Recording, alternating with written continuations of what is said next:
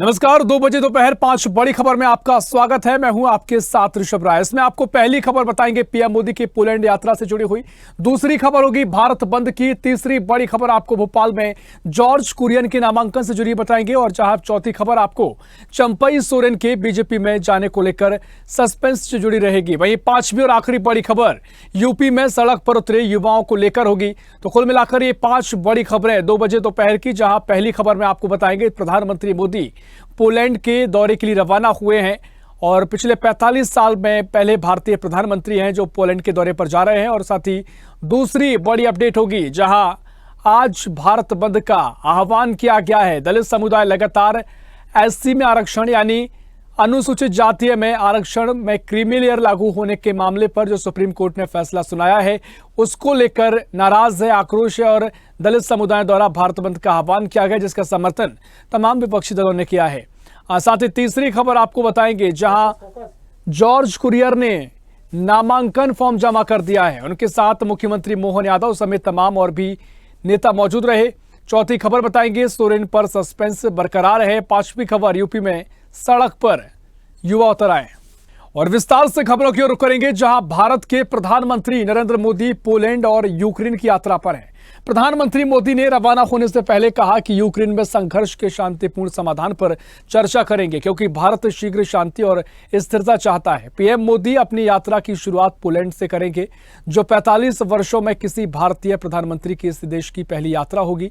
और इसके बाद 23 अगस्त को सड़क और रेल मार्ग से यूक्रेन की राजधानी कीव पहुंचेंगे। ऐसा पहली बार हो रहा है कि जब कोई भारतीय प्रधानमंत्री सक्रिय युद्ध क्षेत्र में जाएगा।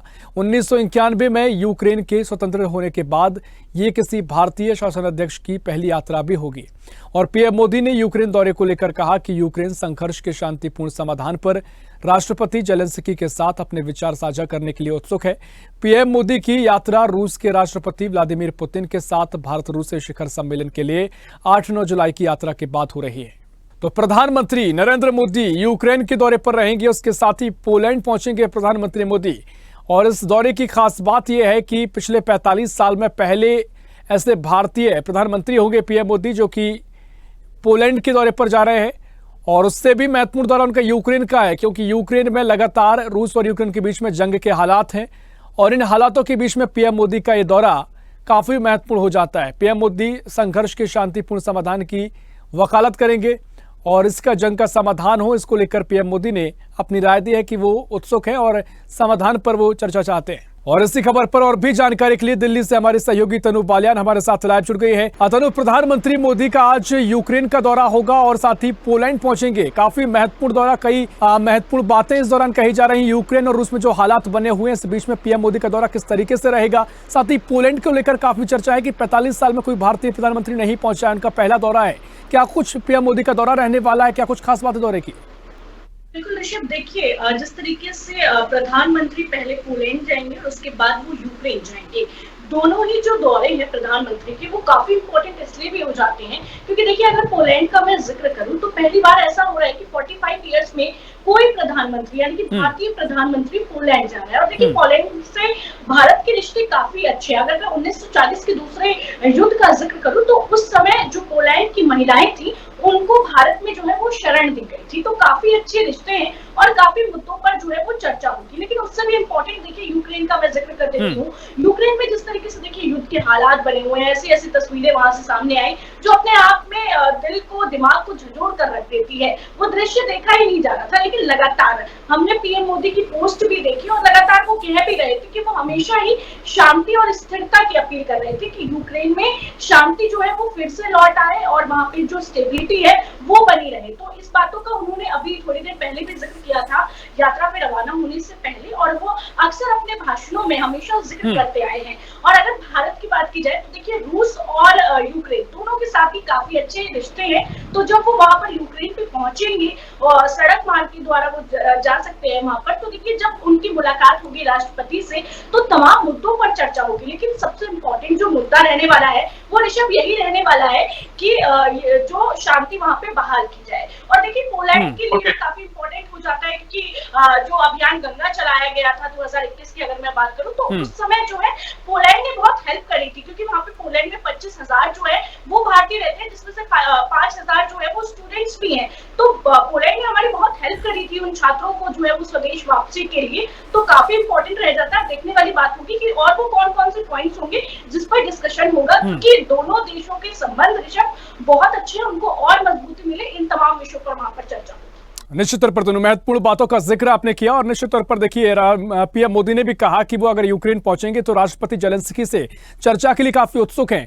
और जैसे कि भूमिका भारत की हमेशा से रही है कि मध्यस्थता भारत करता है, अगर एक बार फिर जिस तरीके के हालात रूस और यूक्रेन के बीच में हैं और मध्यस्थता का जो भारत का रुख है वो किस तरीके से रहेगा, क्या कुछ चर्चा होगी, ये भी देखना महत्वपूर्ण होगा। क्योंकि रूस से भारत के संबंध अच्छे हैं, बहुत समय से अच्छे रहे हैं, लेकिन अगर यूक्रेन से पीएम मोदी मिलते हैं तो इसका कितना असर रूस के संबंधों पर पड़ सकता है, या फिर जो हमारी भूमिका रही है कि हम संबंध सभी से बेहतर रखते हैं और समाधान पर जाते हैं, यह भूमिका देखने को मिलेगी। देखना महत्वपूर्ण होगा क्या कुछ भूमिका भारत की रहेगी, क्या चर्चा होगी। फिलहाल बहुत बहुत शुक्रिया आपका तमाम जानकारी साझा करने के लिए। और अब रुक करेंगे दूसरी बड़ी खबर की ओर, जहां दलित और आदिवासी संगठनों ने भारत बंद का आह्वान किया है। इसमें मेडिकल सेवाओं, पुलिस और फायर सेवाओं को छोड़कर अधिकांश सेवाएं बंद रही हैं। दलित और आदिवासी संगठनों ने हाशिए पर पड़े समुदायों के लिए मजबूत प्रतिनिधित्व और सुरक्षा की मांग को लेकर भारत बंद का आह्वान किया है। National confederation of Dalit and Adivasi organisations ने मांगों की एक सूची जारी की है, जिसमें अनुसूचित जातियों, अनुसूचित जनजातियों और अन्य पिछड़े वर्गों के लिए न्याय और समानता की मांग शामिल है। SC/ST कोटे को लेकर भारत बंद के ऐलान पर अभी तक किसी राज्य सरकार ने कोई दिशा निर्देश जारी नहीं किए हैं। बिहार और राजस्थान जैसे राज्यों में इसका व्यापक असर देखने को मिला है। भारत बंद का बसपा, RJD और चंद्रशेखर आजाद के आजाद समाज पार्टी समेत कई दलों ने समर्थन किया है। भारत बंद का सबसे ज्यादा असर बिहार में देखा जा रहा है और पटना में बंद समर्थक सड़कों पर विरोध प्रदर्शन कर रहे हैं। प्रदर्शनकारी बैरिकेड तोड़कर आगे बढ़ने की कोशिश कर रहे थे। आज उसके बाद पुलिस ने लाठीचार्ज कर भीड़ को तितर-बितर कर दिया है। तो भारत बंद के दौरान कई राज्यों में उग्र प्रदर्शन देखने को मिला है। बसपा, RJD समेत कई दलों ने इसका समर्थन भी किया है। बिहार और राजस्थान में बंद का व्यापक असर हुआ है। बिहार में तो जगह जगह ये तस्वीरें नजर आई हैं जहां लाठीचार्ज भी करना पड़ा है। और इसी खबर पर और भी जानकारी के लिए पटना से ब्यूरो चीफ धर्मेंद्र कुमार हमारे साथ जुड़ गए हैं। धर्मेंद्र, जिस तरीके से भारत बंद दलितों ने किया है और लगातार वो अपनी आवाज बुलंद कर रहे हैं, सुप्रीम कोर्ट का जो फैसला रहा और क्रीमी लेयर लागू करने की बात जो कही जा रही है आरक्षण में, यानी आरक्षण में जो SC का कोटा है उसमें भी कोटा देने की बात सुप्रीम कोर्ट ने कही है। क्या कुछ मांगे फिलहाल जो प्रदर्शन किया जा रहा है दलितों की हैं, इस पूरे ऑर्गेनाइजेशन की हैं, क्योंकि कांग्रेस हो, TMC हो, तमाम और भी दल हैं, वो लगातार समर्थन कर रहे हैं। धर्मेंद्र, सुप्रीम कोर्ट के आदेश के आलोक में जो आज बड़ी है भारत में, और भारत में सबसे बड़ा बिहार जो है वो प्रभावित हो रहा है। सुबह से ही लोग पूरे विभिन्न जिलों में, यहाँ तक कि पटना की राजधानी सहित अन्य जिलों में सुबह से ही जत्थे की बन के पहली दुकान बंद करवाया गया। उसके बाद जो है फिर वो लोग रेलवे ट्रैक पर पहुंचकर रेलवे मार्ग को अवरुद्ध किया और उसके बाद वही एक गुट जो है कई गुटों में बंटकर पूरे शहर में घूम कर दुकान बंद करवाई गई। उसके बाद जो है एक गुट अपने क्षेत्र में घुस के सब तमाम लोगों से आग्रह भी किया कि आज दुकान बंद रखें, क्योंकि आज बंदी है, भारत बंदी है। और जिस तरह से सुप्रीम कोर्ट का आदेश आया है उसके आलोक में लोग विरोध में गए हैं। यहाँ तक कि मोदी सरकार की भी मुर्दाबाद के नारे भी लग रहे थे। जबकि सबसे रहस्य बड़ी बात यह है कि बिहार में लोजपा भी समर्थन कर दिया है। यह सबसे बड़ी बात है। यहाँ तक तो राजद, भाजपा और LP और जो भी पार्टियां हैं राजद विपक्ष में, वो तो ठीक है, लेकिन बिहार में लोजपा की ओर से जन समर्थन का ऐलान किया और उनका भी कार्यकर्ता कई जगह जो है मुर्दाबाद, जिंदाबाद, मुर्दाबाद के नारे लगाते। देखिए ये सबसे बड़ी बात है। रह गई सवाल है कि जिस तरह से सुबह से लगभग करीब 12 बजे तक ये दौड़ चलता रहा, वहीं पटना में बैरिकेड को तोड़कर आगे बढ़ने का प्रयास किया, पुलिस ने लाठीचार्ज किया, बलपूर्वक किया, लेकिन फिर मामला सॉर्ट आउट हुआ, समझा बुझाकर सारी चीजों को वस्तुगत जो थी सारी बातें रखी गई प्रशासन की ओर से। उसके बाद वो लोग मान मनोबल हुआ। लेकिन जाहिर सी बात है कि जिस तरह से सुबह से ये 12 बजे तक चला, 12 बजे तक तो सब जगह लगभग जिले में भी दुकानें बंद थी, सड़क पर आवाजाही कम थी। उसके बाद पटना का भी स्थिति वो उसी तरह से रहा जिस तरह की अन्य जिलों में पाए गए। लेकिन अभी का स्थिति थोड़ी सामान्य नहीं बल्कि सामान्य हो चुकी है। धूप भी कड़ी है, लोग जो है सुबह से ही 12 बजे तक कार्यकर्ता रोड पर थे, रेलवे ट्रैक पर। बिल्कुल, देखिए धर्मेंद्र, बिहार में ही इस पूरे प्रदर्शन का, भारत बंद का व्यापक असर भी देखने को मिला है। और जो आपने बड़ी बात कही, बड़ी जानकारी देखी, एलजेपी अगर समर्थन कर रही है तो यहाँ पर क्योंकि गठबंधन में है बीजेपी के एलजेपी, तो ऐसे में तमाम सियासत भी आगे गर्मा सकती है। और बिहार में विधानसभा चुनाव भी होना है, तो मुझे लगता है एक बड़ी वजह है कि व्यापक असर बिहार में ये प्रदर्शन का देखने को मिल रहा है। तो देखना महत्वपूर्ण होगा। तमाम समीकरण साधने की कोशिश भी जातिगत आगे किए जाएंगे क्योंकि मामला लगातार देश में तूल पकड़ रहा है। देखना महत्वपूर्ण होगा क्या तस्वीर आगे नजर आएगी। बहुत शुक्रिया आपको जानकारी साझा करने के लिए। रुक करेंगे अगली बड़ी खबर की ओर, जहां बीजेपी के राज्यसभा उम्मीदवार जॉर्ज कुरियन ने विधानसभा में नामांकन दाखिल कर दिया है। इस दौरान उनके साथ मुख्यमंत्री डॉक्टर मोहन यादव और बीजेपी के प्रदेश अध्यक्ष वी.डी. शर्मा भी मौजूद रहे। आप बता दें कि यह सीट केंद्रीय मंत्री ज्योतिरादित्य सिंधिया की वजह से खाली हुई थी। उन्होंने लोकसभा चुनाव में गुना सीट से जीत हासिल की थी और इसलिए इस सीट पर चुनाव होना है। कुरियन का कार्यकाल 9 अप्रैल 2026 तक होगा। वहीं राज्यसभा चुनाव विधानसभा में 3 सितंबर को होगा। और विधानसभा के समीकरण बताते हैं कि कुरियन का मध्य प्रदेश से राज्यसभा लगभग तय माना जा रहा है। इस दौरान नामांकन दाखिल करने के बाद केंद्रीय मंत्री जॉर्ज कुरियन ने केंद्रीय नेतृत्व का आभार जताया है। तो बीजेपी उम्मीदवार जॉर्ज कुरियन ने अपना नामांकन फॉर्म जमा कर दिया है। कुरियन ने विधानसभा में नामांकन फॉर्म जमा किया है। CM Mohan Yadav, V D. शर्मा भी इस दौरान मौजूद रहे हैं। राज्यसभा के लिए निर्विरोध चुने जा सकते हैं जॉर्ज कुरियन, क्योंकि संभावनाएं बहुत ज्यादा हैं। इससे पहले जो सीट खाली हुई है उस पर उपचुनाव हो रहा है। इस पर पहले ज्योतिरादित्य सिंधिया राज्यसभा में थे, उसके बाद ये सीट उन्होंने लोकसभा चुनाव लड़ा और चुनाव जीते, जिसके बाद उनकी सीटें खाली हुई है। और अब ये जॉर्ज कुरियन को उम्मीदवार बनाया गया है, जिसके चलते अब संभावना जताई जा रही है कि जिसकी वजह से ये संभावना जताई जा रही है कि जॉर्ज कुरियन निर्विरोधी चुने जा सकते हैं। तो मुख्यमंत्री डॉक्टर मोहन यादव और सांसद वी.डी. शर्मा भी इस दौरान मौजूद रहे हैं। जॉर्ज कुरियन ने अपना नामांकन फॉर्म जमा किया है। बीजेपी उम्मीदवार है जॉर्ज कुरियन, जो कि इस बार मध्य प्रदेश से भारतीय जनता पार्टी के उम्मीदवार है और बीजेपी उनको राज्यसभा भेज रही है। लगभग पूरी संभावना है कि भारतीय जनता पार्टी जो 9 प्रत्याशी उतारे हैं, जो 9 उम्मीदवार राज्यसभा के उपचुनाव के लिए उतारे हैं, उनमें सभी पर जीत हासिल करेगी। जो परिस्थितियां उसके आधार पर कहा जा रहा है। और मध्य प्रदेश में चर्चा ये भी कि जॉर्ज कुरियन निर्विरोध भी चुने जा सकते हैं, क्योंकि ज्योतिरादित्य सिंधिया की लोकसभा चुनाव लड़ने के बाद राज्यसभा की सीट खाली हुई थी। पहले वो यहीं से सांसद थे, अब उनकी जगह जॉर्ज कुरियन को यहां पर उम्मीदवार बनाया गया है उपचुनाव के लिए। और 2026 तक उनका कार्यकाल रहेगा, जिसके चलते चर्चाएं की जा रही हैं कि वह निर्विरोध भी चुने जा सकते हैं। और इसी खबर पर और भी जानकारी के लिए भोपाल से अनिरुद्ध सोनू ने हमारे साथ लाइव जुड़ गए हैं। अनिरुद्ध जी, जॉर्ज कुरियन भारतीय जनता पार्टी के राज्यसभा उपचुनाव में उम्मीदवार बनाए गए हैं, नामांकन फॉर्म भी जमा कर दिया है और इस दौरान मुख्यमंत्री शामिल हुए, वी.डी. शर्मा मौजूद रहे। अब ये चर्चाएं हैं कि वह निर्विरोध चुने जा सकते हैं, क्योंकि निश्चित तौर पर यहां पर भारतीय जनता पार्टी की जीत उनकी निश्चित मानी जा रही है उनकी बीजेपी की ओर से, लेकिन निर्विरोध चुने जा सकते हैं। बड़ी अपडेट सामने आई, क्या कुछ इसको लेकर खबरें हैं?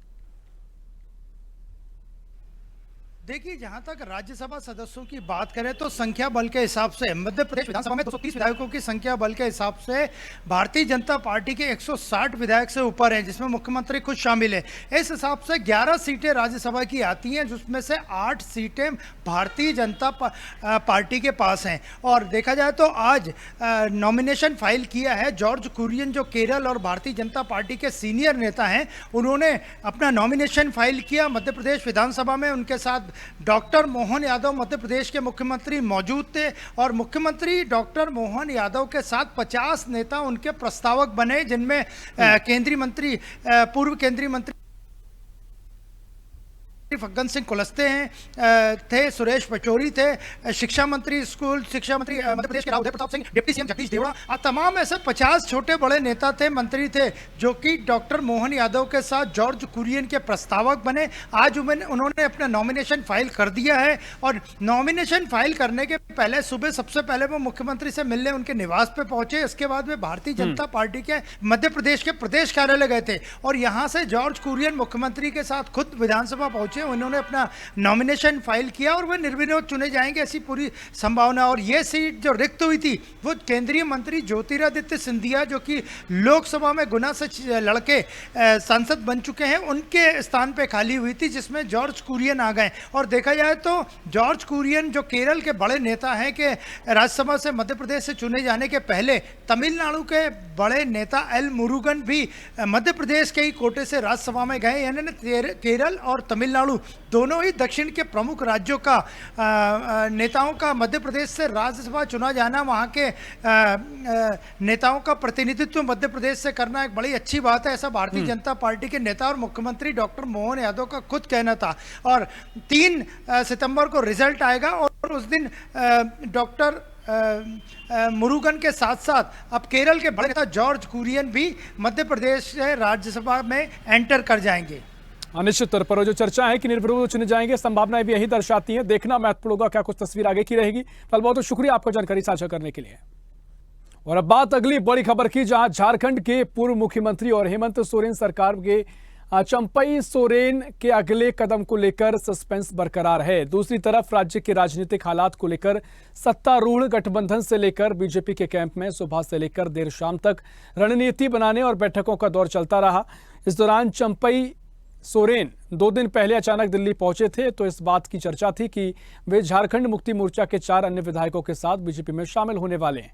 चंपई ने दिल्ली पहुंचने पर इस संभावना को खारिज कर दिया, अपने दौरे को निजी प्रवास बताया, लेकिन शाम में उन्होंने सोशल मीडिया पर एक लंबा पोस्ट जारी कर कहा सीएम पद से उन्हें अपमानजनक तरीके से हटाया गया और अब उनके लिए 3 ही ऑप्शन बचे हैं। पहला ये कि वे राजनीति से संन्यास ले लें, दूसरा अपनी अलग पार्टी बना लें, तीसरा राह में कोई दोस्त मिल जाए तो उसके साथ चल पड़े। उन्होंने तो तीसरा ऑप्शन बताया है, उससे ये कयास लगाया जा रहा है कि वे बीजेपी में शामिल हो सकते हैं। और अब बात 5वीं और आखिरी बड़ी खबर की, जहां लखनऊ में SCERT निदेशालय पर धरना प्रदर्शन कर रहे शिक्षक भर्ती अभ्यर्थियों को आधी रात के बाद धरना स्थल से हटा दिया गया। पुलिस ने 4 गाड़ियों में उन्हें 4 अलग अलग दिशाओं में छोड़ा। हालांकि प्रदर्शनकारियों ने आज सुबह 10 बजे से फिर धरना शुरू कर दिया। प्रदर्शनकारियों ने बताया कि रात करीब 12:30 बजे पुलिस पहुंची और लोगों को गाड़ियों में बैठाया जाने लगा। इस दौरान वहां अफरा तफरी का माहौल हो गया। महिला अभ्यर्थियों ने इसका विरोध किया, लेकिन पुलिस ने कोई जवाब नहीं दिया है। रात में सभी को गाड़ियों में बैठाकर पहले इधर उधर घुमाया गया और बाद में सभी को अलग अलग डायरेक्शन में छोड़ दिया गया। अभ्यर्थियों की माने तो एक गाड़ी को फैजाबाद रोड तो दूसरी गाड़ी को कानपुर रोड पर ले जाकर अभ्यर्थियों को उतारा गया और इसी तरह तीसरी और चौथी से भी अभ्यर्थियों को शहर से बाहर निकाला गया। लेकिन आज सुबह से प्रदर्शन फिर शुरू हो गया है। बता दें कि अफसरों की लेट लतीफी के डर से अभ्यर्थियों का प्रदर्शन लगातार जारी है। और इसी खबर पर और भी जानकारी लेंगे। लखनऊ से हमारे सहयोगी समीर खान हमारे साथ लाइव जुड़ गए हैं। समीर, अभ्यर्थियों का प्रदर्शन एक बार फिर शुरू हुआ है, लगातार आवाज बुलंद वो कर रहे हैं और इससे पहले उनको बसों से शहर के बाहर छोड़ा गया, लेकिन एक बार फिर उन्होंने अपना प्रदर्शन शुरू कर दिया। क्या कुछ अपडेट है? जी देखिए ऋषभ, आपको साफ तौर पर बताना चाहूंगा, जिस तरीके से इनका ये प्रदर्शन चल रहा था, इन्होंने कल जैसे मुख्यमंत्री ने अपनी बैठक करी, उसके बाद कल एक आया कि ये लोग आके बेसिक शिक्षा निदेशालय पर प्रदर्शन करने लगे। देर रात भारी बरसात हुई, लेकिन लोग प्रदर्शन छोड़कर नहीं उठे। उसके बाद इनको यहाँ से पुलिस प्रशासन ने कई अलग अलग गाड़ियों में भर के अलग अलग दिशाओं में ले जाकर दूर छोड़ दिया ताकि लोग प्रदर्शन करने ना आ पाए। लेकिन आज सुबह फिर इकट्ठे होकर प्रदर्शन में पहुंच गए। इनका साफ तौर पर कहना है कि ये प्रदर्शन हमारा लगातार जारी रहेगा, हम जब तक नियुक्ति पत्र अपने हाथों में नहीं ले लेंगे तब तक जाएंगे नहीं। और ऋषभ, आपको साफ तौर पर ये भी बताना चाहूंगा, जिस तरीके से इनका प्रदर्शन है, इसमें 69,000 में 68 तो ये वो अभ्यर्थी हैं जो ओबीसी और एससी कोटे से आते हैं। उनका साफ तौर पर कहना है कि ये हमारे साथ अधिकारी धांधली कर रहे हैं। अधिकारियों पे वो लोग साफ आरोप भी लगा रहे हैं कि जो ये नियुक्ति होनी है उसमें कहीं ना कहीं अधिकारी संलिप्त है, वो हमको इस बार फिर नियुक्ति देंगे। तो कई सालों से हम लगातार प्रदर्शन किए हैं और लगातार इस बार भी प्रदर्शन कर रहे हैं कि हम नहीं चाहते कि हमारे साथ इस बार फिर कुछ ऐसा हो कि हमको नियुक्ति ना मिल पाए। जी निश्चित तौर पर देखिए अब अगली स्टेप क्या अभ्यर्थियों की रहेगी और क्या कुछ प्रतिक्रिया सरकार की ओर से देखने को मिलेगी, देखना महत्वपूर्ण होगा। फिलहाल बहुत शुक्रिया आपका जानकारी साझा करने के लिए। और 2 बजे दोपहर 5 बड़ी खबर में फिलहाल के लिए इतना ही। देश प्रदेश की और भी खबरों के लिए देखते रहिए स्वदेश न्यूज, सबसे पहले देश।